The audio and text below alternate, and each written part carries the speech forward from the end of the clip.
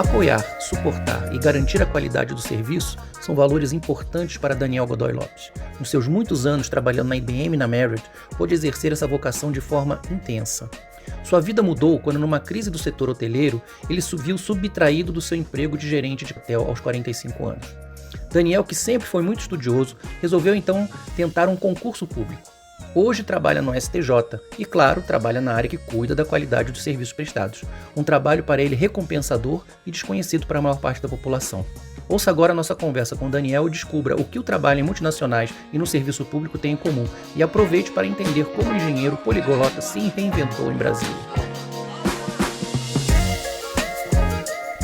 E aí, amigos do podcast Nada de Pânico, sejam bem-vindos a mais um episódio da temporada Nunca é Tarde, onde conversamos com pessoas que em determinado momento na vida resolveram fazer algo diferente, se reinventar, atrás de uma nova oportunidade, de um sonho, uma atividade eventualmente mais interessante, enfim, ter algo diferente. E são várias histórias, muitos casos interessantes, e hoje temos mais uma, tá, que a gente vai estar aqui compartilhando com vocês, com o Daniel de Godoy Lopes, mas eu já falo um pouquinho sobre ele. Antes disso, pessoal, a gente tem uma pesquisa que está colocado aqui, vocês vão ver aqui embaixo, né, dessa gravação, então fique à vontade de ir lá clicar e responder. É muito rápido, acho que em 1 ou 2 minutos você já responde, e aí para a gente realmente é muito importante, tá?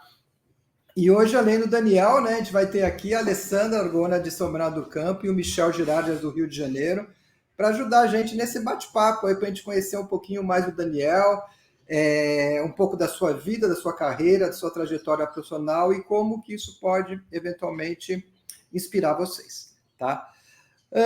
Bem, eu sou Ricardo Mandel, eu sou o host, né, do podcast, como você já deve conhecer, porque eu estou aqui toda semana, né, falando para vocês. E vamos lá, Daniel.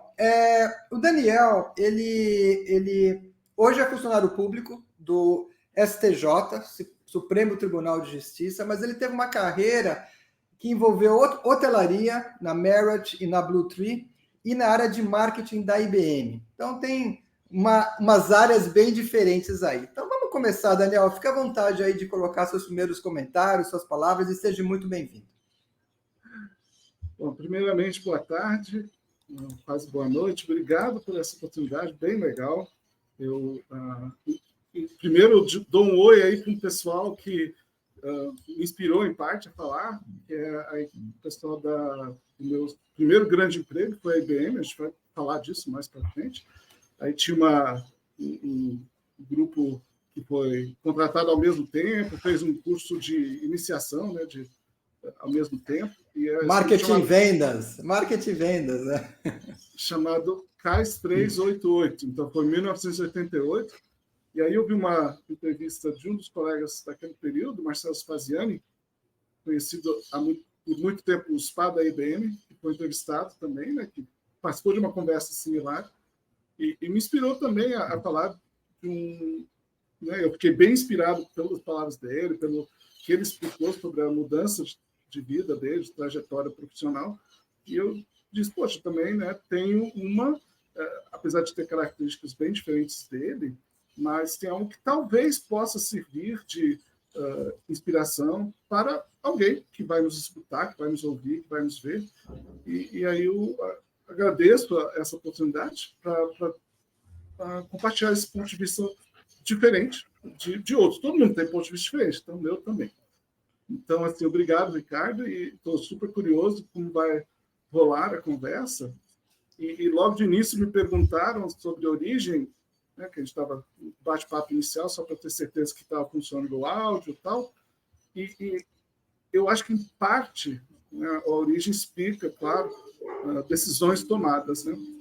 Então, procurarei ser breve, porque é um pouco complicado explicar.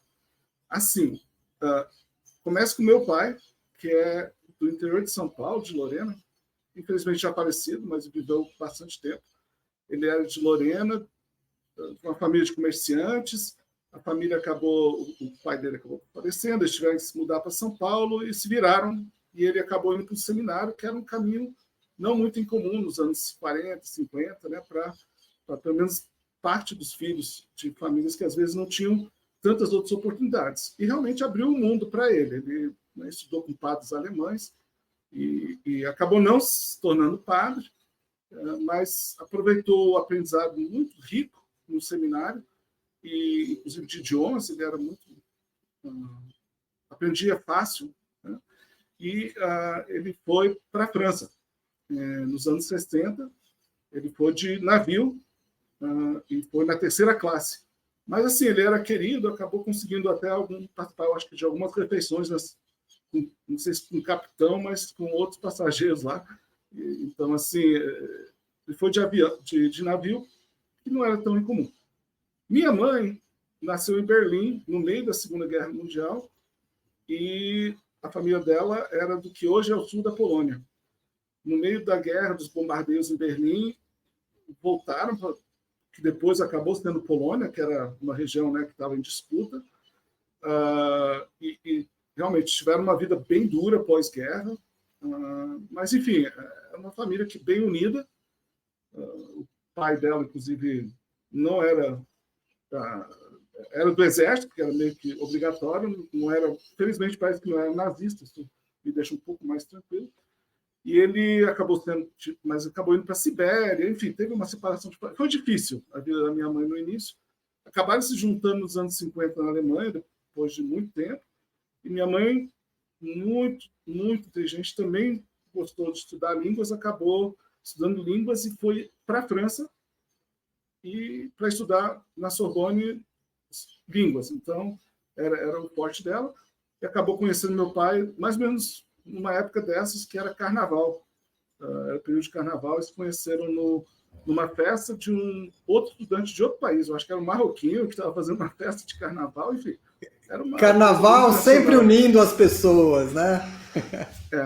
Se conheceram, eu acabei até nascendo eles se conheceram, logo depois casaram, e eu nasci um ano depois. Então, eu sou nascido na França, mas meu pai me registrou como brasileiro desde o início.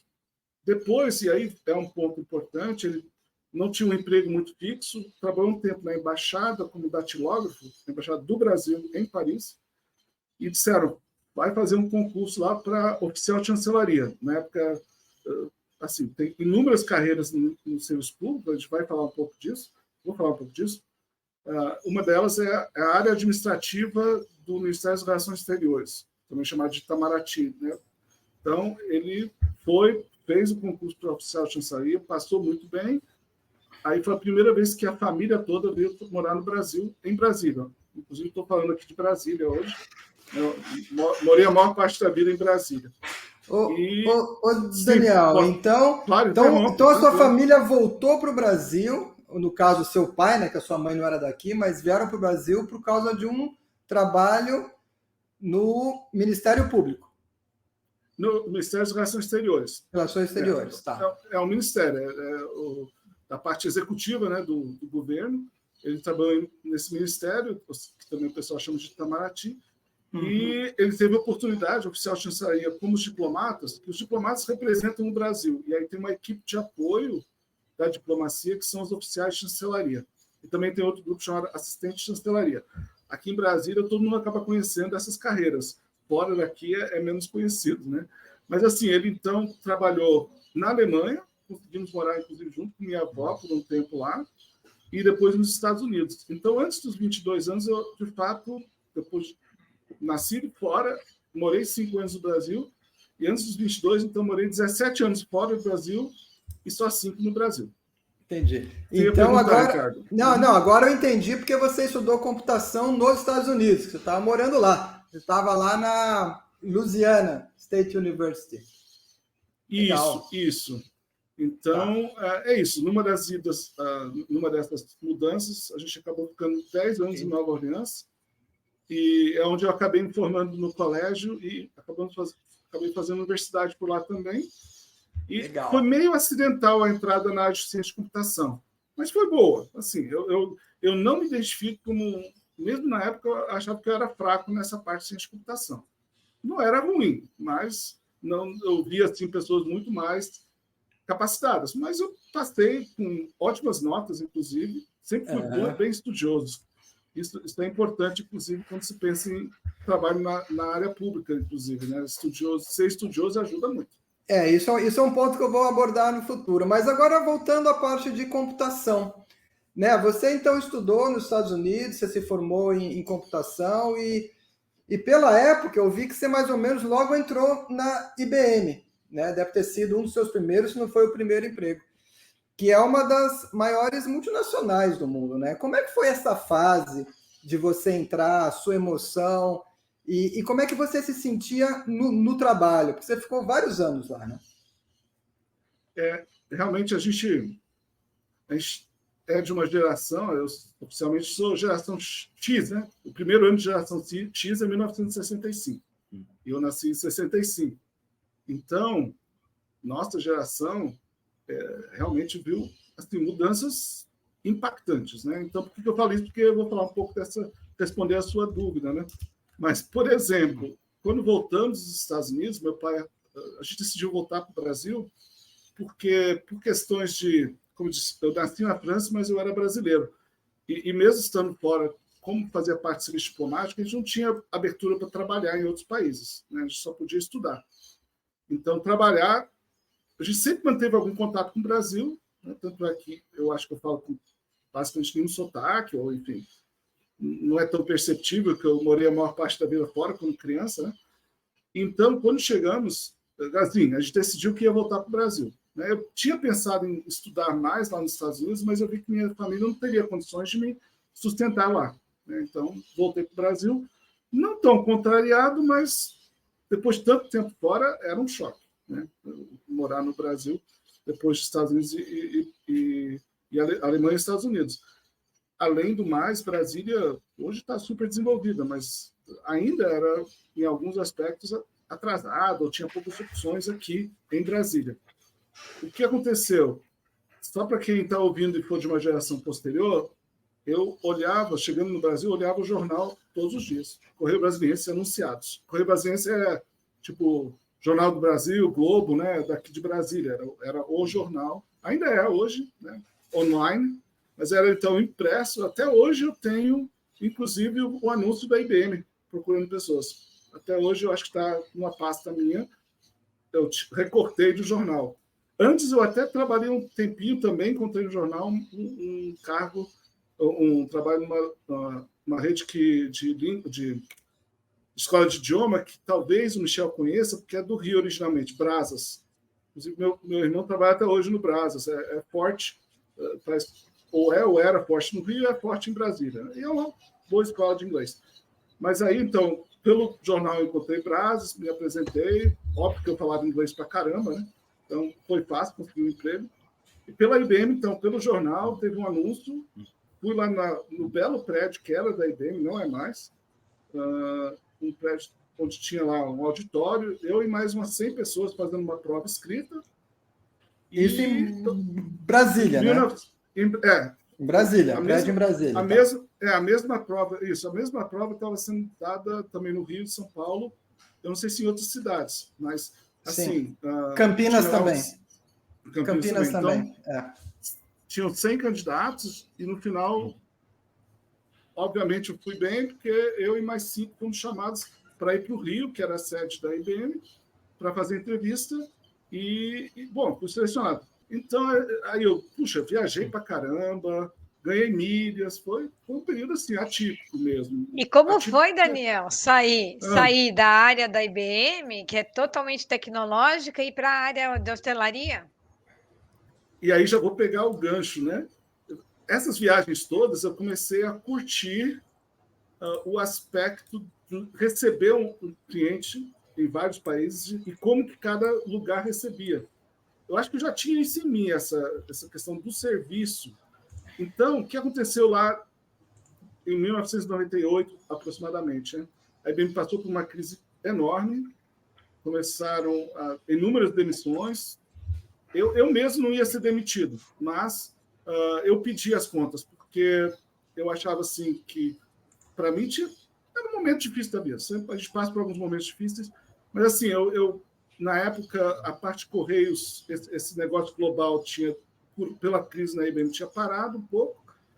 e eu ia ser gerente de um contrato que a gente até conquistou junto ao Correio Brasil. E não era meu perfil. E eu, assim, fiquei pensando, o que é que eu vou fazer da vida? Pedi o dinheiro, eu pedi o chamado sopão na época, né? Eu recebi um valor rapidinho. Eu sei que tem gente aí em São Paulo. São Paulo é uma cidade fantástica, tem inúmeras coisas, mas eu não queria morar em São Paulo. Tinha até uma oferta, né? Se você quiser ficar, é melhor você ir para São Paulo. E aí, eu tenho muita família aí, né? Como eu falei, meu pai tinha vivido aí, tem inúmeros primos, mas eu gostava, digamos, da vida que eu tinha em Brasília. Então, preferi sair a morar em São Paulo, mas também por outras razões. E aí, eu fui pensando o que fazer, né? Eu recebi o dinheiro, dei a louca, assim, mas aí foi a primeira transição grande. Aí eu fiquei pensando, olha, eu gosto do ambiente de turismo, mas, de fato, viajar tanto foi um dos fatores, me desgastou um pouco. Não facilitou a vida em família, era muita viagem. Eu já sabia os aviões de cor, assim, onde que é o assento tal. Enfim, quem viaja muito sabe disso, né? Sabe como é que é. Já entra no avião feito assim, eu sou quase que um piloto, de tanto que eu conheço esse avião. Né? Falando disso, né? Não tenho como não falar. Teve uma época que eu viajava tanto, eu ia sempre para Nova York, e era sempre a mesma companhia, geralmente o mesmo voo, eu já conhecia os comissários. Eu até variava porque eu ia para vários países da América Latina, não era sempre o mesmo voo, mas quase isso, né? Então, aí eu pensei, mas eu gosto do ambiente de turismo, como que eu posso, de repente, ingressar nessa área? Aí na época ainda não tinha internet direito, eu sei que eu olhei revista, enfim, escolhi hotelaria e dei a louca, crise pessoal, assim, crise da meia-idade aos 35. Peguei o dinheiro e fui passar um ano na Suíça, fazer um curso de hotelaria. Era assim, um curso de hotelaria rápido para quem era de outra área e queria migrar para hotelaria. Gastei muito. E até hoje minha esposa fala, você pagou para trabalhar. Assim, financeiramente... Com a cara e a coragem, hein? Você foi corajoso. Pelo menos assim, eu tinha experiência de viver fora, então assim, não foi uma coisa tipo, menino do interior, de repente está na Suíça. Né? Mas não deixa de ser. Não deixa de ser um pouco cara e coragem. O Michel ia perguntar um negócio, você pode falar, Ricardo. Sim. Desde que você começou a falar da tua infância, né, no exterior e tudo, eu já estava com essa pergunta aqui anotada para te fazer. O quanto você acha que ter contato com outras culturas em outros países, né, vamos dizer assim, simplificou o processo de mudanças, facilitou talvez uma tomada de decisão mais audaz? O que você acha que contribuiu? Porque o brasileiro, quando vai para o exterior, primeiro ele tem aquele choque de realidade, que é o seguinte: todo mundo se vira, entendeu? Você não tem gente para fazer coisas para você. Né? A coisa mais óbvia é o cara que para o carro, alugou o carro, né, nos Estados Unidos, parou no posto, cadê o frentista? Pô, surpresa, não tem, é contigo mesmo. Entendeu? Então, isso daí é um efeito que, para quem já viveu isso lá, você percebe que é o seguinte: as coisas dependem de você tomar uma decisão, de você tomar uma ação. Queria saber o quanto isso você acha que contribuiu para a tomada de decisão que você fez na tua trajetória. Digamos que o Brasil realmente não é um país para iniciantes. Né? A gente sabe quem vive aqui. Eu tenho certeza, tem uma ótima qualidade de vida, não posso reclamar. Eu, em outros países, seria classe média, média baixa, talvez. Média. Quando eu vejo amigos e família, uma classe média confortável, sem exagero. Aqui, infelizmente, a gente talvez não tem tanto mais, mas parece que a gente é rico. E não é bem isso, mas parece. Então, assim, aí teve um momento... É difícil de viver aqui. Claro que agora são muitos anos, a gente está acostumado. Mas... Em um momento eu tinha, até pela IBM, quando tinha esses contatos fora, eu até tinha um momento que um rapaz da França, da IBM, que também trabalhava no Correio, já estava querendo me chamar para lá. Mas aí a IBM entrou em crise, também começou a demitir gente lá, não tinha espaço para brasileiro, nem para ninguém lá. E ele mesmo acabou saindo da IBM também, mais ou menos nessa época. Então, mas assim, tinha um momento que eu ainda estava com um pouquinho de vontade de morar fora. Eu vou ser sincero, né? Isso. Estava com uma certa vontade. mesmo sabendo que, como eu falei desde o início, meu passaporte brasileiro, eu só posso, de fato, trabalhar no Brasil, assim, fora seria um pouco mais difícil.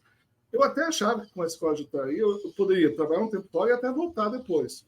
Só que, realmente, talvez era um pouco pela idade. A idade, a gente pode fazer muitas coisas, mas você às vezes vai perceber umas portas fechadas, dependendo da idade. E pelo fato de ser brasileiro, eu vi outros brasileiros mais novos na escola de hotelaria que estavam conseguindo trabalho em outros países. Talvez, não vou dizer, pode ter sido eu, Daniel, que as pessoas não gostavam e não queriam que trabalhasse com eles, não sei. Nunca vão dizer, Daniel, você não tem o perfil de trabalho no exterior, você é muito velho. Nunca falaram, né? Sou eu que fico pensando. Mas, assim, no final, eu só consegui um trabalho com a Merit no Brasil, que é uma excelente empresa. Que é outra multinacional, né? Gigantesca na área de hotelaria, né? Uma das maiores. Inclusive, uma coisa que o Spaziani falou, agora eu lembrei, uma das razões também que eu decidi sair da IBM e até da área de TI foi algo que ele falou. Eu não consegui me ver numa outra empresa de informática. Especialmente que durante tantos anos a gente falava mal diplomaticamente, mas falava mal de uma Oracle, de uma outra empresa concorrente, que eu trabalhava mais com banco de dados, né, por um tempo. E como é que eu conseguiria, gente, trabalhar na Oracle depois de tantos anos de dizer que a IBM é melhor? Mesmo sabendo que, tecnicamente, às vezes as outras eram melhores. Mas, né? Então, o Spa falou disso na entrevista dele, que ele não conseguia se ver em outra empresa de tecnologia informática. Eu também não. Isso foi uma das razões que eu mudei de área. E aí eu encontrei a área de hotelaria, que, quando eu voltei para o Brasil, quer dizer, já tinha trabalhado na melhor empresa de informática, de serviços e tal. Quando eu voltei para o Brasil, eu trabalhei na melhor empresa de hotelaria do mundo. A Merit é excelente, cuida dos seus... não é nem funcionários, agora até tem uma palavra, gente. Talentos não tem outra palavra que eles usam. Me deu um branco, talvez eu lembre depois. Assim, é algo assim, mas tem outra palavra. Gente, como é que eu esqueci um negócio desse?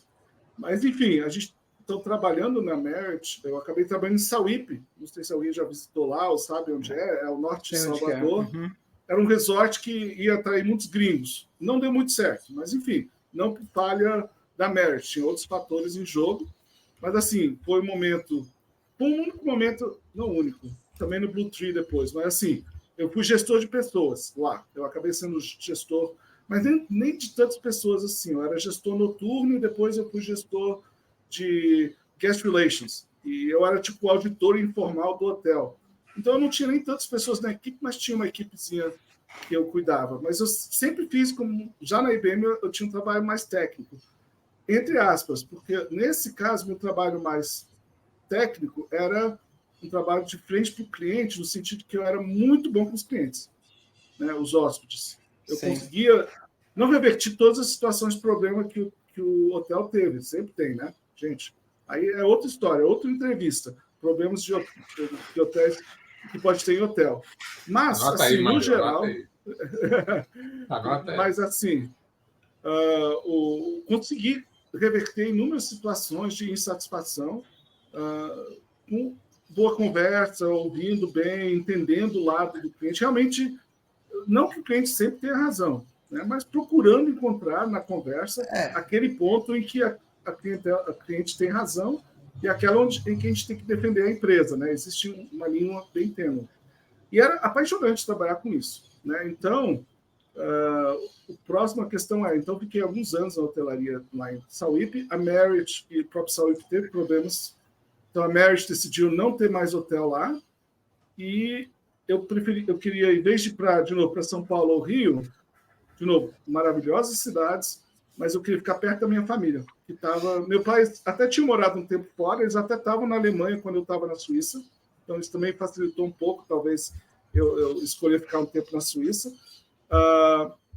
E aí eles voltaram para o Brasil. Fala, Ricardo. Daniel, deixa eu aproveitar, né? Voltando essa sua mudança de carreira para a hotelaria, né? Sim, claro. Primeira coisa, né? Você falou que estava cansado da IBM, de certa forma, né? Você não estava muito mais satisfeito, resolveu aproveitar a oportunidade de sair e fazer um curso na Europa, né? Na Suíça. Como é que foi o apoio da sua família, dos seus amigos nesse momento? Você teve o suporte deles ou foi muito mais crítica? Tipo, cara, você tá meio doido, o que você está fazendo? Como é que foi isso? E na sequência, Sim. se você chegou a sentir um certo medo de fazer essa mudança. Eu diria que um pouco de estranhamento de sair de uma empresa como a IBM, né? Isso houve, mas eu posso dizer que assim, meus pais sempre deram todo o apoio possível, em todos os momentos. Eles confiavam na minha decisão, né? Minha esposa atual, na época eu tinha passado por uma separação difícil, sim, ela estranhou que era outro mundo para ela. Ela tinha outra vivência, mas assim, entrou no meu mundo e assim, me pegou no momento que talvez ela nem conseguia entender bem. Talvez ela teria me parado se soubesse os desafios que vieram depois. E eu já posso dizer de início, a hotelaria é apaixonante, mas paga muito pouco pelo que exige de dedicação. Paga muito pouco, assim. No Brasil, em particular, mas acho que é uma questão mundial. Tanto é que existe um certo turnover e só alguns realmente ganham muito bem. Então, é apaixonante, mas ganha pouco. Mas então, se ela soubesse disso no início, nem teria me deixado ir para a Suíça. Mas eu vou que vou. Né? Pessoal, enfim, a família confiou, em parte também porque eles estavam morando fora. Eu estava no Brasil, meu pai foi trabalhar fora mais um tempo, em Nova York e depois na Alemanha. Então, assim, eles também não estavam vivendo tão perto de mim para entender todos os detalhes. E, olha, eu admito que claro que o pessoal vende a ideia de que você vai conseguir um emprego logo depois. Eu consegui, mas entre o retorno eu não consegui fora, eu tive que voltar para o Brasil. No Brasil já é certo, você vai trabalhar na Merit, a Merit gostou de você e tal. Só que o momento de voltar e trabalhar foram quase 5 meses de uma certa indefinição. Deu uma... Assim, eu tinha uma reserva, minha esposa trabalha, né, ela é professora na rede pública, mas ganhava o suficiente. E assim, meus pais também não me iam deixar na mão, né? Mesmo já sendo uma irmã de quase 40 anos, em algum momento, se tivesse problema, ia ter alguma ajuda, assim, mínima. Então, não foi fácil, não, esse período. Eu achava que as portas iam abrir mais fácil. Eu vou admitir. De novo, eu não sei se é porque eu escolhi... Já estava numa idade mais de 35 anos. Existe, com certeza, pelo menos em alguns lugares, um certo preconceito com pessoas mais velhas. Nem são tão velhas, a 35, mas não é mais moleque, né? Enfim, sim, teve um momento que não foi fácil. E, de novo, quando eu entrei, era para ganhar pouco. Até conseguir subir na carreira, entre aspas, rápido, mas também chegou um ponto que só tem um gerente geral no hotel, só tem 1 ou 2 gerentes que ganham bem. Não tem muitas oportunidades, né? A pirâmide é muito assim. A pirâmide é muito... E depois de um certo tempo aí na parte de hotelaria, você decidiu fazer uma outra mudança, não foi isso? E é essa até que depois de meia hora vamos chegar na parte que até queria, de certa forma, dar um destaque, mas a minha história, com certeza, cada uma é diferente, né? Mas, assim, já são 2 transições das quais eu estou falando, né? Então, não quer dizer que a pessoa que tinha a minha idade não deveria entrar numa hotelaria, por exemplo, mudar para uma outra área, se é apaixonante. É só saber que na hotelaria é muita força de trabalho, mas na base tem muita gente. E a pirâmide é bem mais estreita. E realmente, assim, um gerente geral ganha bem, tem todas as responsabilidades, mas ganha bem. Um ou outro gerente também razoável, mas, por exemplo, aí vou falar da última transição e a parte de vou citar salário, porque é uma coisa que tem a ver, né? Então, depois da Bahia, eu voltei para Brasília, consegui um trabalho na Blue Tree, porque um gerente lá de Sauípe me indicou para um gerente geral do Hotel Blue Tree aqui em Brasília, que é um excelente... Não é mais Blue Tree, chama Royal Tulip, mas é talvez o melhor hotel de Brasília, né, se eu estiver aqui. Então, Royal Tulip, para ser gerente de recepção. Foi até assim, o cargo com maior responsabilidade que eu tive na minha vida, porque eu tinha uma equipe de quase 20 pessoas, né, então tinha... Anterior, as equipes eram pequenas que eu tinha, e realmente tinha responsabilidade financeira, assim, né, tinha que garantir que os hóspedes pagassem. E nunca vou esquecer que uma vez que tinha uma comitiva do Catar, eu tive que passar o cartão de crédito lá, American Express Platinum Plus, R$1 milhão. A conta era R$1 milhão. Isso. E se não passasse esse cartão, que era um cartão internacional, e se bloqueasse? Enfim, deu certo, mas suei, literalmente suei nesse dia porque se desse pau, o cara não sabia como é que ele ia pagar, porque estava contando que ia pagar com cartão Que ia de crédito. funcionar, né? Que não ia ter nenhum problema. Ô, Michel, Então, o mundo de chancelaria é diferente, é outro naipe, cara. Então, eu era gerente de recepção, cuidava de situações de milhões de reais, não era o tempo todo, né? Alto Mas, volume, assim, né, de dinheiro mas- em pouco tempo. mas tinha um movimento bem grande, tem até hoje nesse hotel, são 300 e tantos apartamentos, ele é considerado de luxo, sim, então tem as diárias altas, flui muito dinheiro, muita responsabilidade, e eu ganhava na época, claro que agora em reais, o importante vai ser o comparativo que eu vou fazer logo depois, ganhava líquido em torno de R$6.000, isso foi em 2007, isso, 2007 que eu saí do hotel. E olha, também como é que era a situação lá no Blue Tree, e hoje é Royal Tulip, como eu falei, uma das razões é que os donos, que geralmente não são as empresas tipo a Marriott, ou Blue Tree, ou Sheraton, tal, que são os donos, né? São os donos que convidam uma empresa para cuidar, administrar o hotel, né? É Então, um pool, lá, né, de investidores, normalmente. isso. E no caso era a FUNCEP, que é o fundo de pensão da Caixa Econômica, dos funcionários da Caixa, e um empresário muito forte aqui da gente chamado Paulo Otávio, que investe, que ganhou todo o seu dinheiro basicamente com real estate.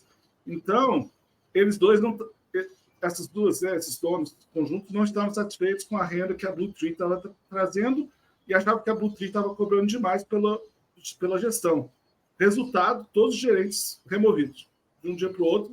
Eu sabia o que ia acontecer. E era carnaval, e eu achei bom ser antes do carnaval, que aí eu pelo menos podia viajar no carnaval, porque se eu tivesse que trabalhar, carnaval ia ter movimento, eu tinha que trabalhar no carnaval. Você ia estar lá preso, né?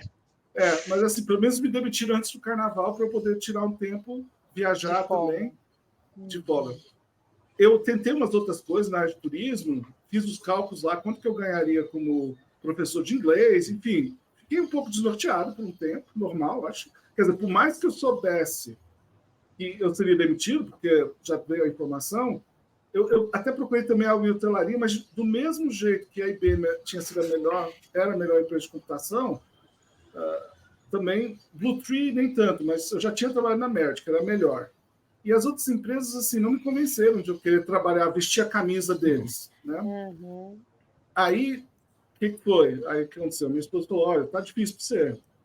E aí começou, não posso dizer que sou pró ou contra, mas realmente nesse período do governo Lula, realmente talvez tinha tido um período sem muitas contratações em órgãos públicos, teve muitos concursos. E quando você vive em Brasília, mais do que em outras cidades, você fica realmente mais ligado. Aqui são quase 20%, 25% da população é servidor público. É um percentual altíssimo, né? Eu sei que em muitos municípios também os servidores públicos que garantem uma boa parte da economia da cidade, assim, em termos de rendas, em cidades e municípios menores. Já numa cidade como São Paulo, o percentual não sei qual é, também tem muito servidor, porque é servidor na escola, servidor de saúde, servidor na área administrativa, Detran, enfim, também uma cidade como São Paulo ou Rio tem muito servidor público. Mas, enfim, mas eu acho que tem tantas outras coisas acontecendo e em Brasília é muito forte a parte de concurso público. E aí, como estava isso, né? Estava rolando muitos tantos concursos, você falou, é nessa que eu vou, é isso? É nessa que eu vou. Eu não estava conseguindo outra coisa, com uma remuneração parecida com a que eu tinha. Eu, como falei no início, eu sou muito estudioso. Minha família, minha esposa me deu o maior incentivo, meus pais estavam de volta ao Brasil, disseram, estuda que a gente cuida do resto. E sempre tive um pé de meia, sempre fui bastante um bom, assim, não um investidor desses que ganha muito dinheiro, mas sempre tive um pé de meia, sempre tive preocupação. Eu tenho uma previdência privada que muita gente diz, como assim? Mas eu comecei uma previdência privada em 1997 e nunca deixei de contribuir. Porque a maioria das pessoas do Brasil, quando chegou à previdência privada, achavam que era só mais uma forma de investir, colocar dinheiro, tirar, colocar dinheiro, tirar. Eu estou ali religiosamente há mais de 20 anos depositando e daqui a 2 anos eu vou receber alguma coisa de volta. Não sei se o valor de uma vez ou uma renda vitalícia eu posso escolher. Mas eu descobri que eu sou uma exceção, né? Então, eu sempre fui muito assim, de sempre me preocupar com essa parte financeira. Enfim, aí, então, incentivo dos pais e da esposa, comecei a fazer concursos. Aqui também tem uma indústria de cursinhos, apesar de eu conseguir estudar bastante sozinho, é importante nesses cursinhos pegar dicas de como participar das provas. Aí eu comecei a fazer provas e quase de imediato comecei a passar em algumas, assim, menos difíceis. Eu já tinha 45 anos quase, né? Então, tem provas que realmente, por exemplo, prova de diplomacia. Eu posso até já falar agora. Se a pessoa realmente quiser, tem que pensar um pouco antes. Né? Não deixe para tão tarde na sua vida. Né? Se quiser ser juiz, que não é a minha área, mas se a pessoa estudou direito e quiser ser juiz ou trabalhar no Ministério Público, você pode fazer concurso com maior idade, não tem problema. Você vai ter que se dedicar, né? Isso de qualquer jeito. Mas você acaba, eu diria, um jovem tem um pouco mais de energia para isso. Talvez seja só eu, Daniel, falando, talvez eu, que tinha 45 anos, teriam mais gás para isso. Mas eu fiquei feliz de passar uns concursos que, para muitos, são difíceis, mas para mim foram, não vou dizer fáceis, mas eu não senti tanta dificuldade. E alguns outros, para algumas carreiras, que eu vou citar depois uma questão de carreiras que é importante. Mas para algumas carreiras mais prestigiadas, eu teria que ter estudado muito mais. E eu teve uma hora que eu disse, não, eu estou satisfeito onde eu estou. Hoje em dia, então, assim, eu sou analista administrativo no Superior Tribunal de Justiça, é uma carreira do judiciário, ela é basicamente igual em tribunais do país, se não tribunais estaduais, mas Tribunal Regional Federal, TRE, TRT, e todos os superiores, todos são a mesma carreira, inclusive ganham o mesmo valor, analista administrativo ganha o mesmo valor em todos esses locais. Aí tem algumas diferençazinhas, mas basicamente... Então, é uma carreira do judiciário, que não é nem os juízes, com certeza, né? E tem uma carreira também de técnico. De fato, o primeiro concurso que eu passei foi de técnico. Só que aí eu queria falar de salário. Olha só, eu estava falando ali, em 2007, eu estava ganhando, sei lá, uns 5, 6 mil como gerente, trabalhando 24... Assim, podia ser chamado a qualquer hora, que eu até 24/7, né? Todo dia. Sim. Não tem dia livre. Quer dizer, tinha, mas assim... Você tem que estar meio disponível se acontecesse alguma coisa, né? Isso. Então, assim, ganhando esse valor. Um ano e meio depois que eu passei no concurso de técnico, eu ganhava 6 mil reais líquido. Tudo bem, talvez eu teria aumentado um pouquinho aquele salário para 7 mil. Mas o que eu trabalhava 6 horas por dia e tinha um final de semana livre. Aí você diz, caramba, como é que alguém na hotelaria vai conseguir contratar pessoas de qualidade e um concurso que não é fácil para todo mundo. Que não é muito valorizado, né, pelo comparativo. Isso. E aqui em Brasília tem muito cargo também que trabalha muito mais do que um técnico judiciário no início de carreira, né? E ganha menos, né? Então, assim, é quase covardia, às vezes, contra você contratar pessoas numa cidade com tanto concurso. Agora, não é todo mundo que passa concurso. São milhares que tentam, né?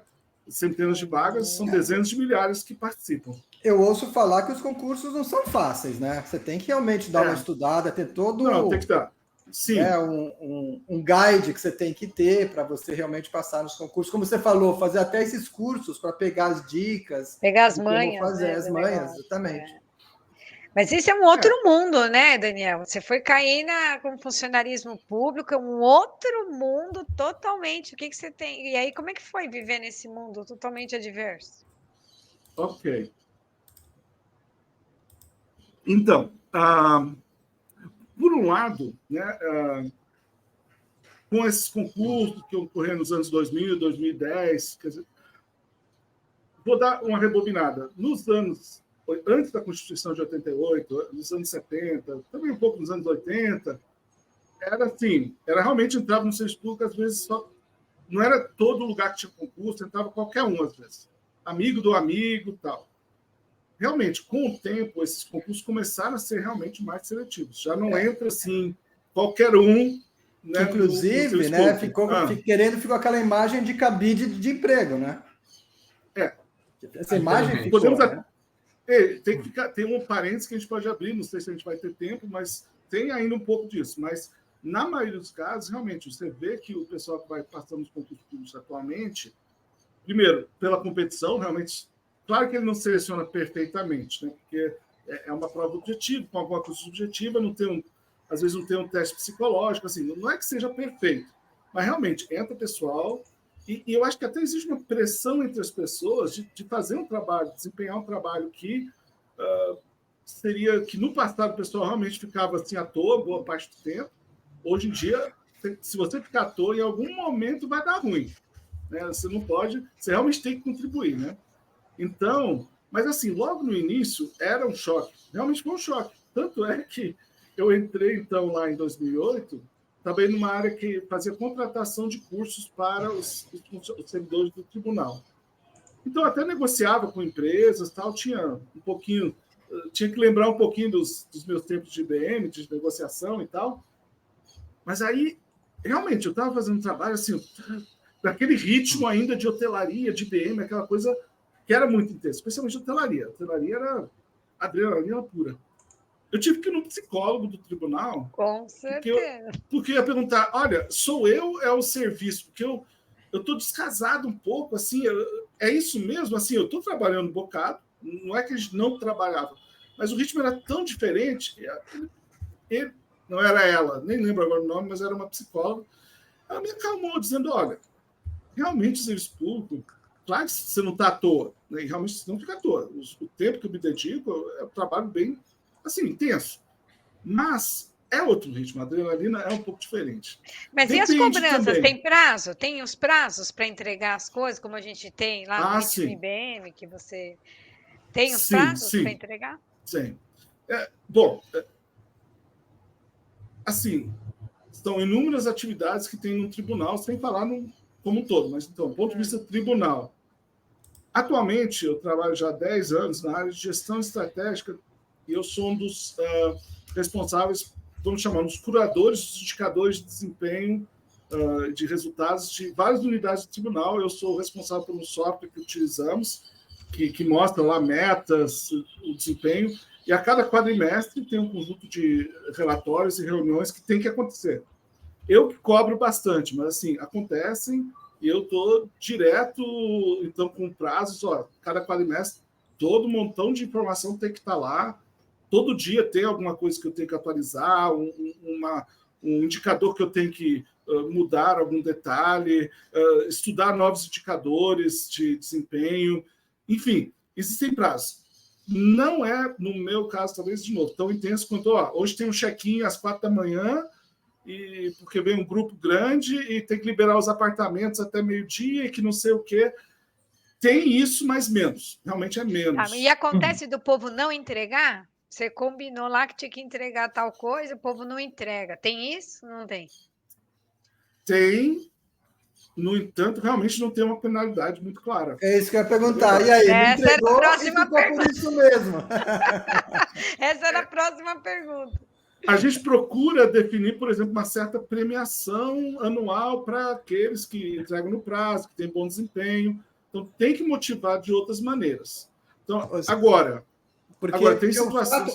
O fato é que se você não entrega... O funcionalismo público tem essa coisa de você não poder ser mandado embora. Então, se você entregou ou não entregou... Tanto faz. Tanto faz, né?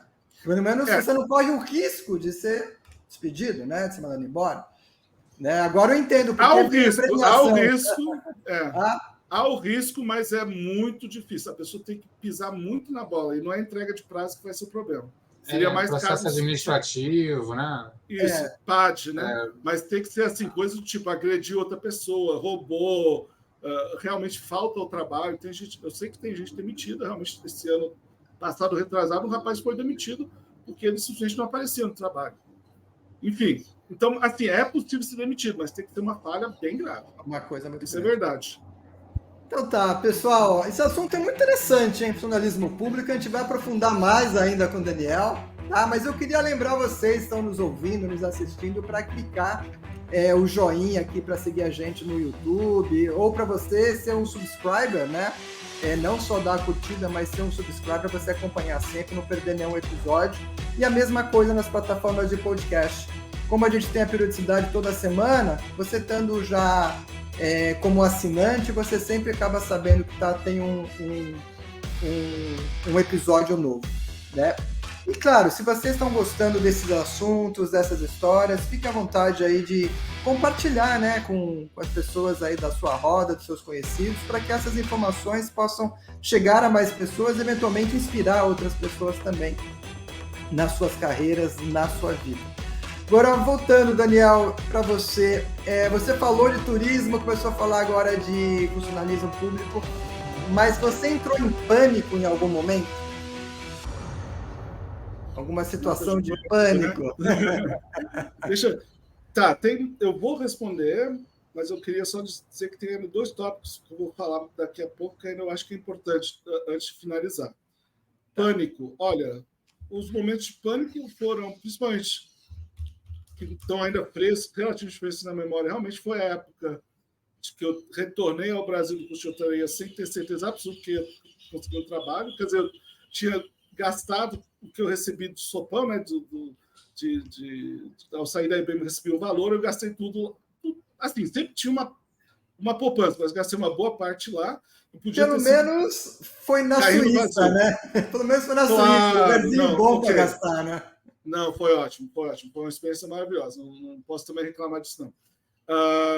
E, realmente, quando eu fui demitido da hotelaria e não estava tendo a dificuldade de encontrar alguma coisa, não sei se eu entrei em pânico. Eu acho que pelo fato de eu ter realmente uma família que sempre me apoiou nas minhas loucuras, ou nem tanto loucuras, facilitou muito, né? Não entrar em pânico. Eu sabia que, de alguma forma, em algum momento eu ia trabalhar, mas que, enquanto não trabalhasse, teria eu não passaria fome de jeito nenhum, né? Teria um lugar onde morar sempre. Então, mas, sim, antes de começar a fazer os concursos, que aí o Daniel é um cara que é otimista e confiante. Eu sabia que tinha alguns concursos que eu não ia passar, ou que eu precisaria de muito mais tempo para preparar. Mas eu estava bem seguro que eu ia passar em alguns concursos. E foi o que aconteceu. Então, talvez o pânico foi minimizado pela autoconfiança. Entendi. Mas dá para entrar em pânico, sim, claro. Eu imagino, né? Tem alguns momentos aí que o pânico é certo, né? E você, talvez você tenha mencionado, mas eu não lembro. Você entrou, então, como funcionário público com qual idade? 45 anos. Tem uma pessoa 45. que fez uma pergunta aqui, que eu estava meio que pensando em responder algo indiretamente, mas já vou responder sobre reforma administrativa ou algo assim, né? Mas já era 45 anos. Primeira coisa que eu queria, então, passar de mensagem para quem está ouvindo isso, veja só, eu acho que, além de outras diferenças, uma grande que eu percebo no serviço público, pelo menos na posição em que eu estou, né? Quando eu estava numa IBM, numa Marriott, a gente, talvez não vou dizer assim como associado básico, mas assim, gestor, a gente podia estar em roda de conversa, inclusive, com o presidente mundial da empresa. Assim. Era uma possibilidade e a gente seria ouvido e seria visto, talvez não como igual, mas uma pessoa ser ouvida assim, com certo respeito, enfim. Já no serviço público, ainda hoje, existe muita questão da hierarquia. E aí que eu falei até de carreiras. Eu sou analista administrativo, uma carreira muito boa, tenho um rendimento que não é de Marajá, longe disso, mas melhor do que a maioria dos brasileiros, né? Então, se alguém for olhar, acho que dá para ver pelo meu CPF, meu líquido é assim, em torno de R$15 mil por mês. Acho que é muito razoável, não é nenhuma valor loucura nem nada, mas eu acho que é razoável. Pode se questionar, será que o trabalho que eu entrego ao público vale esses 15 mil? Enfim, pode se discutir por várias horas esse tema. Mas, assim, vamos falar, por exemplo, no judiciário, quem comanda realmente são os de cargo de ministro ou juízes, né? Então, por mais que um analista como eu poderia até chegar num cargo de gestão relativamente alto, que nunca foi, desde o início, como eu falei, eu sempre fui um cara mais técnico, então eu não almejo muito o nível mais alto de gestão. Mas mesmo que chegar sempre no nível de gestão, vai ter aqueles que vão ser, cuja voz vai ser mais decisiva, né? E isso acontece. Então, por exemplo, se alguém quiser trabalhar no judiciário, pense em ser juiz, né? Se quiser ser uma pessoa cujas decisões vão ter mais impacto. Se quiser trabalhar, por exemplo, no Ministério Público, considere, já pense antes em realmente procurar ser o procurador, né? Não ser da equipe de administração. Se quiser ser do serviço externo, né, relações internacionais, exteriores, procure ser diplomata. Realmente são concursos mais fortes. Um caso excepcional, assim, acontece mais no executivo, quando, por exemplo, o governador de São Paulo ele é concursado de uma carreira até bem forte no executivo, que é o pessoal de especialista de planejamento. Então, ele é um caso raro que se tornou ministro, né, por indicação, e que depois, hoje, é o governador, mas, assim, esse cargo de top da hierarquia nunca vai acontecer comigo, né? Como analista, eu já sei isso. Nunca vai ser para alguém técnico, é isso que você está querendo dizer? Isso, essas carreiras que não são na área judiciária juiz, ou no caso de... Bom, Senado e Câmara nunca vão ser... Os donos sempre vão ser os eleitos pelo povo, tá certo. Então, tem que se pensar bem antes de ser servidor público, que você sabe desde o início que a sua voz será ouvida, mas de uma forma muito limitada, diferente da iniciativa privada, onde você realmente pode chegar a ser presidente da IBM. Uma carreira como a do Spaziani, que chegou ao topo, não é algo que poderia acontecer comigo no judiciário. Não é bom nem ruim, é fato, né?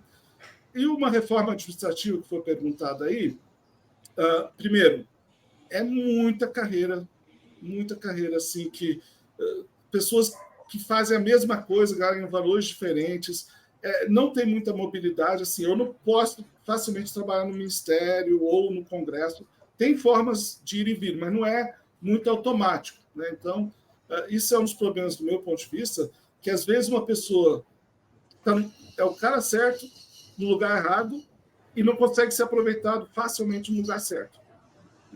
Não vou dizer que isso não pode acontecer na iniciativa privada, mas no público é mais amarrado um pouco. Então, se uma reforma administrativa... E é muito complicado, eu acho que nem isso vai sair, porque são muitos fatores em jogo, é um problema complexíssimo, se existe essa palavra. Mas, assim, se pudesse ter um enxugamento de carreiras, ter menos carreiras, e podendo ser uma carreira assim, igual no judiciário, no executivo e no legislativo, seria maravilhoso. Mas não vai acontecer tão cedo. Então, outra questão que também o pessoal fala também na reforma administrativa, questão de demissão e tal. Como demitir é possível, talvez facilitar a demissão, porque realmente não todo mundo presta um serviço adequado, né? Tinha que ter talvez um pouco mais de pressão, mas, por outro lado, a estabilidade, realmente, além de atrair, tem um aspecto assim, pelo menos em alguns lugares, se fosse fácil demitir, se chegasse um ministro de um partido, demitiria pessoas que descobrissem, fulano, que é o servidor concursado, é de outro partido, vou demiti-lo. Não porque ele não é competente, só porque eu não gosto dele. Então, é complexo isso aí da reforma administrativa, mas, com certeza, eu posso dizer o seguinte, tem inúmeras pessoas que fazem estudos profundos sobre as dificuldades e os problemas da reforma administrativa do serviço público. Eu recomendo, por exemplo, tem um site chamado republica.org. Eles fazem estudos profundos sobre quantidade de servidores, quanto ganham, como estão distribuídos, tem inúmeros dados. E, enfim, só que se torna uma questão muito política, né? A questão de reforma administrativa, né? Então, aliás, Daniel, né? Falando em política, a impressão que eu tenho é que, apesar de ter todo o trabalho técnico, existe muita influência política, né? Nas decisões que são feitas. Com certeza, né? Hoje estávamos até falando disso, hoje tinha uma reunião com uma das unidades do tribunal, uma das unidades até a chave, e a gente está analisando dados e tal, e dizendo, olha, a gente tem os dados, mas infelizmente algumas decisões são, assim, a pessoa gosta de um jeito de operar e por mais que você queira convencer pelos números, por inúmeras estatísticas, que, olha, o mais inteligente a fazer isso... O caminho é esse. Ainda tem achismos.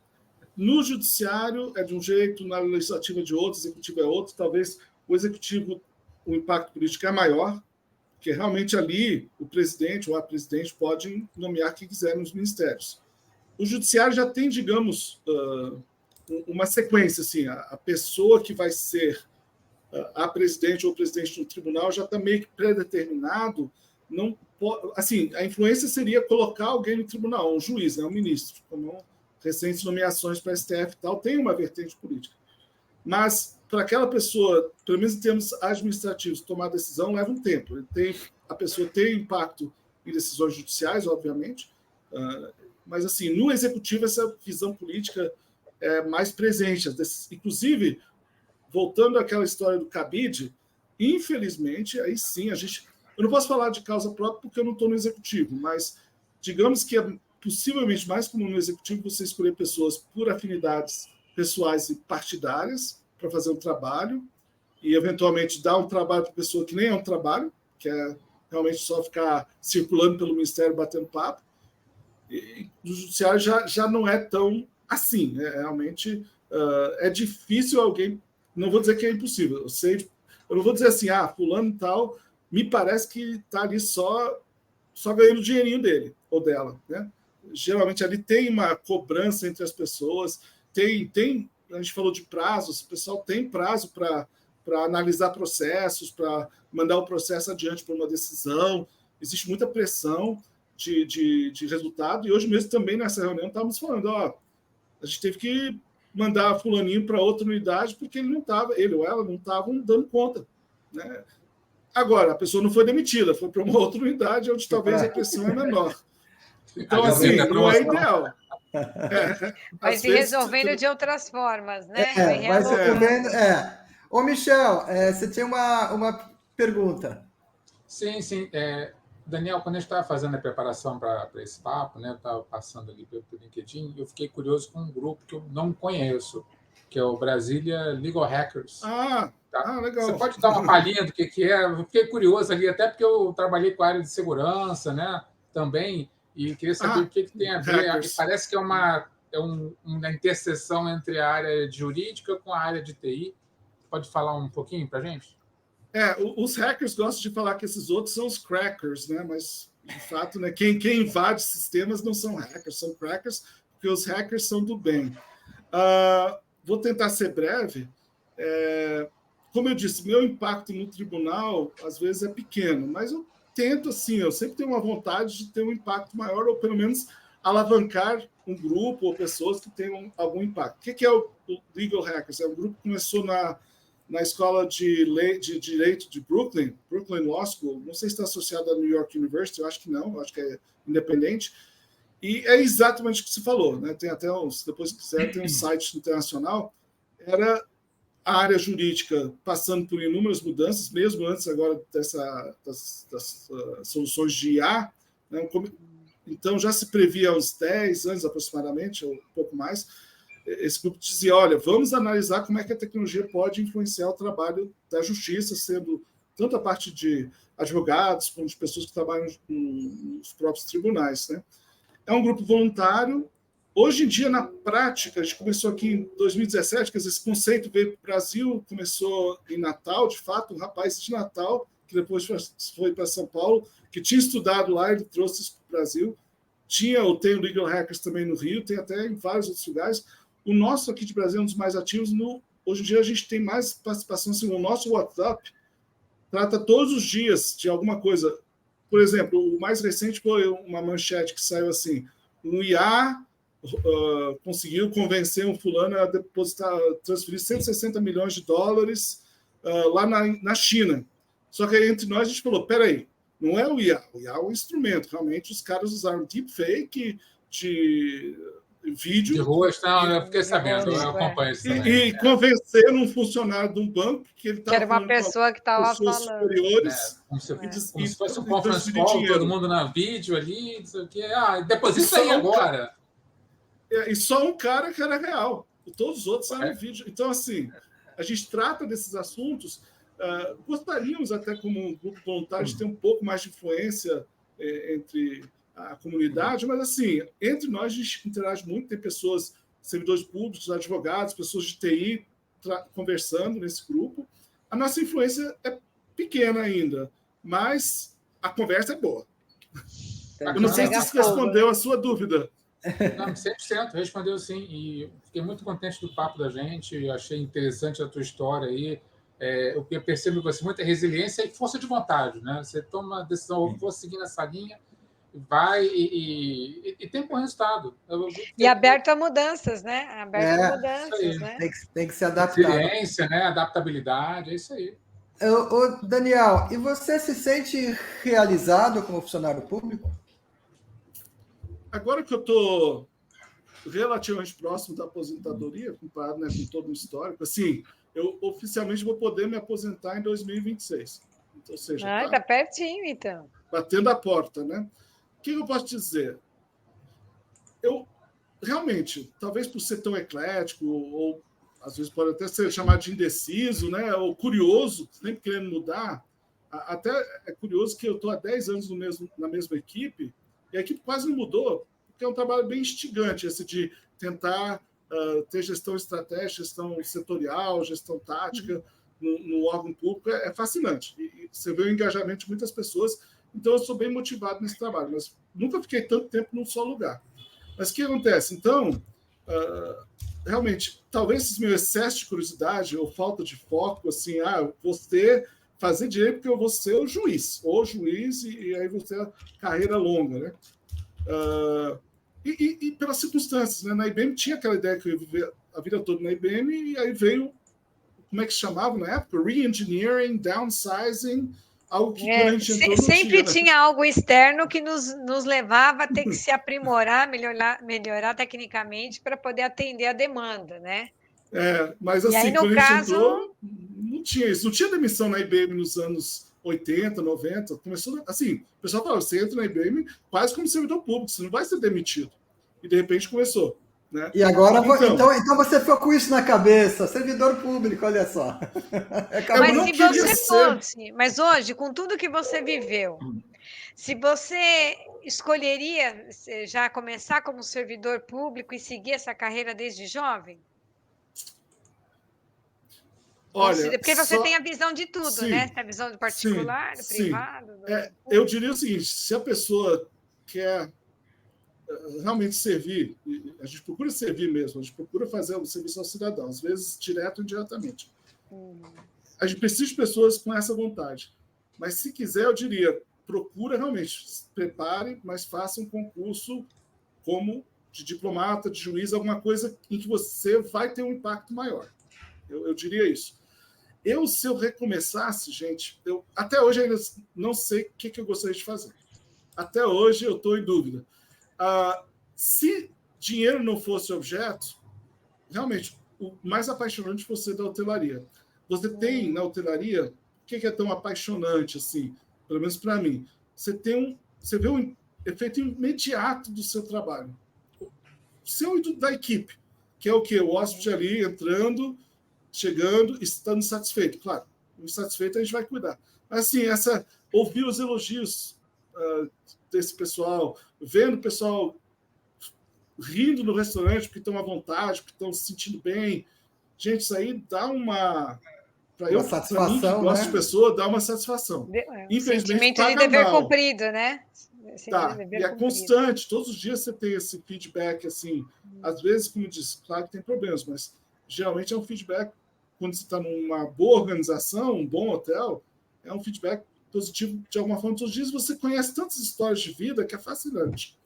Então, se o dinheiro não fosse objeto, de tudo que eu fiz, por mais eu adorei a IBM, foi maravilhosa, mas desses que eu tive conhecimento, eu estaria na hotelaria. Mas, por outro lado, às vezes eu penso, será que tem mais alguma coisa que eu deveria fazer? Só que agora está um pouco tarde, assim, de ser... agora é melhor dar uma... Mas, olha, nunca é tarde. Nunca é tarde. Não, é verdade. Nunca é tarde, assim. Pode ser que, sei lá, eu faça depois trabalhos voluntários e me encontre em alguma outra coisa. Exatamente. Eu gosto do tema, sabe? Imigração, refugiados, Eu não trabalhei Então, ainda, mas me parece uma área interessante. alguma de coisa atuar. nessa área. Então, é verdade, Agora- ainda tem ideias para o futuro. Tem. Daniel, a gente está mais ou menos chegando no final, mas eu queria saber o seguinte: você tem alguma dica? Você falou várias dicas já, né? Mas para uma pessoa, um profissional sênior que esteja pensando em mudar de carreira e ser um funcionário público, né? Você tem alguma dica adicional, além de estudar muito, escolher bem a área? Tem algum outro ponto que você queira colocar? Olha, de fato existe. Quer dizer, eu estou numa carreira porque 45 anos ainda tinha muitos anos de trabalho. Mas existem, sim, apesar de ser um mundo diferente, a pessoa talvez vai estranhar, mas além do concurso, tem sim a possibilidade de eventualmente fazer um trabalho como indicação política, mas assim, fazer um trabalho profissional no ministério, por exemplo. Às vezes são chamadas pessoas, né, do mercado para trabalhar no Banco Central, por exemplo, né? Tem pessoas no ministério, né? Como é que o... Ai, gente, esqueci agora o nome do... Mas é do ministro da verdade, que Economia teve, é anterior. verdade. O ministro da Economia anterior, porque aí já são pessoas Paulo com mais Guedes. experiência, né? O Guedes, né? Quer dizer, ele era do mercado, tentou lá fazer uma revolução, não deu bem certo, pelo menos não construção dele. Então, assim, tem essa possibilidade também, sem ser por concurso, de tentar fazer uma diferença, de se aproximar de um partido político ou de algum político, com boas intenções, claro, eu espero, né? Para poder, de repente, trabalhar numa... Principalmente ministérios que têm essa possibilidade, no executivo, é um pouco menos no judiciário, no legislativo, mas pelo menos no executivo tem essa possibilidade. E, olha, de fato, se a pessoa está numa fase da vida que realmente, olha, eu sou estudioso, eu até gosto realmente queria servir, fazer alguma coisa diferente para o bem do cidadão, é um caminho mais do que legítimo, né? Fazer o concurso público é totalmente, pelo menos assim, você está isonomia, você vai estar concorrendo igualmente com outros para aquele lugar, e seu conhecimento, sua capacidade de fazer uma prova, tudo vai fazer uma diferença, e você vai ter sim uma certa tranquilidade. O último detalhe, no entanto, às vezes se fala das aposentadorias e tal, mas desde 2013 o servidor público, o novo servidor público, ele não tem mais aposentadoria especial. Desde 2013 a pessoa tem que fazer seu próprio pé de meia, porque o máximo que vai ganhar quando aposentar vai ser o máximo de INSS. O governo Então ajuda vai ser igual ao CLT, igual para quem... Só que existe um fundo de previdência em que o órgão público contribui um valor, quer dizer, se a pessoa entrar no fundo de previdência, ele ou ela, né, contribui tanto e o governo tem uma contrapartida. Então, um pouco mais que, por exemplo, eu na previdência privada só é meu dinheiro lá. E eu acabei não saindo da previdência privada, né? Tá. Eu vou ganhar um pouco mais, porque eu ainda entrei antes de 2013, mas o novo, desde 2013 é isso. A pessoa, então, tem que fazer seu pé de meia para a aposentadoria. Então, um dos benefícios que tinha como servidor público não tem mais. Pelo menos não do mesmo jeito, assim. Tá. Eu falei de tanta coisa, espero, pelo menos, ter contribuído mais ou menos com o que vocês tinham imaginado dessa conversa. Contribuiu bastante, né, pessoal? Ele deu uma pincelada em várias coisas. Em vários assuntos, vários momentos e alguns temas diferentes que a gente acaba não tratando muito aqui. Eu fiquei curioso, existe algum limite de idade para algum concurso público? Tipo, mínimo e máximo? Tem. Olha, no passado era muito comum, tanto é que diplomata, meu pai, quando passou para aquele concurso que eu falei lá no início, oficial de chancelaria, até falaram para ele, faz o concurso de diplomata. Só que na época era limite de idade de 30 anos, e ele já estava com 32 ou 33. Então, naquela época, tinha muitos limites. Hoje, tem alguns, eu acho que nas carreiras militares, principalmente, não, com certeza carreiras militares, ou seja, um amigo cujo filho teve que entrar com uma ação na justiça, porque quando ele fez a prova de bombeiro, corpo de bombeiro que é militar, ele tinha 29 anos. Quando terminou o concurso, ele tinha passado, ele já estava com 30, o limite era 30, alguma coisa assim. Ele tinha que ter menos de 30. Aí não queriam deixar ele entrar. Ele teve que ir na justiça, enfim, foi alguma coisa nesse sentido. Então, as carreiras militares ainda têm limites. Que eu saiba, só as carreiras militares. E o trabalho, no máximo, até os 75 anos, mas, enfim, já é. 75. Hoje em dia já é 75. Que segue o STF, né? Ele se aposenta com 75. Não, mas o ponto obrigatório. Não, o ponto é uma pessoa que eventualmente teve uma carreira no mundo corporativo e se aposenta. Sim. E tem esse desejo ainda de poder servir, de fazer alguma coisa, ele ainda pode prestar um concurso público e trabalhar e ajudar. E seguir trabalhando, exato. Exatamente. Legal, muito bom. Só saber que é um reinício, claro, e que, dependendo do caso, como disse, a pessoa vai ter que ser bastante humilde, porque se for executivo, não vai ser executivo ali. Pode até se tornar gestor, pode ser reconhecido. Atuar num novo contexto, né? Numa outra estrutura. É um contexto que vai ter gente que grita mais alto que ele ou ela. Com certeza. Legal. Bem, a gente está encerrando, Daniel. Você quer falar uma mensagem final? Olha, eu acho que tudo que eu tinha pensado antes dessa conversa, eu falei.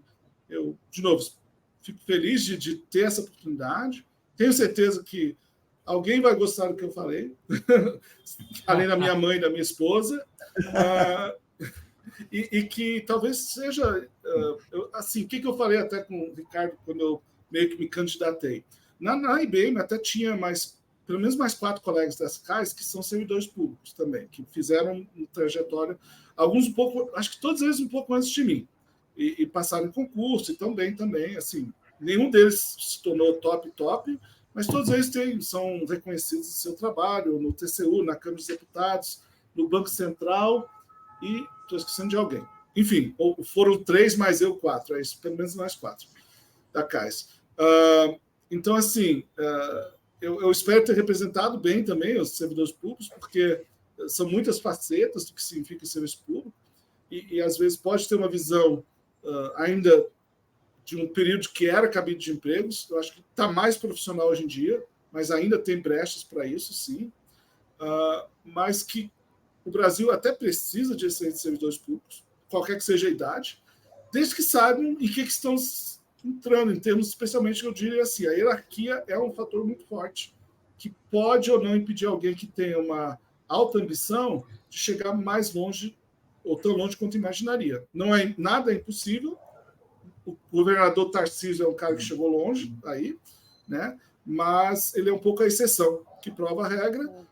Mas, olha, se a gente está aqui no serviço público, é para servir ao público. Então, às vezes a gente até tem que lembrar que existe um aspecto que é não personalismo. Tudo que a gente faz, assim, assim, se eu escrever um texto enquanto servidor do STJ, fica algo para o STJ. Meu nome pode até aparecer ali, mas não é meu. Eu não tenho nenhum direito sobre aquilo.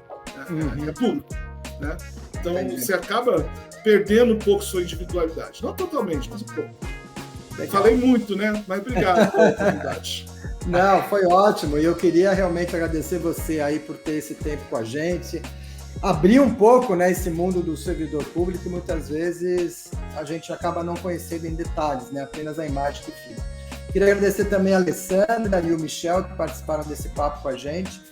E lembrar que o Nada de Pânico é produzido por um grupo de profissionais sêniores do mercado, justamente mostrando que não existe um limite de idade para você se reinventar, ir atrás de novas oportunidades, ir através de seus sonhos, enfim, sempre é tempo, se você tem alguma coisa no coração, para você ir atrás, tá? E peço a todos, né, que continuem curtindo a gente, seguindo as nossas publicações, seja no YouTube ou nos canais de podcast. Não esqueçam de responder a pesquisa, né, que eu mencionei no início. E além desses canais, a gente tem também o nosso Instagram, Nada de Pânico Team.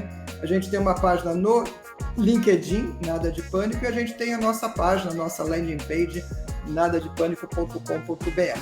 Tá? Então, por hoje é só, gente. Eu agradeço muito. Nos vemos semana que vem. E um grande abraço a todos. Lembrando sempre que a vida é cheia de oportunidades, né? Então, vamos lá, porque nunca é tarde. Até mais, pessoal. Até mais, tchau. pessoal. E sucesso aí com esse programa. Muito obrigado. Foi uma ótima ideia.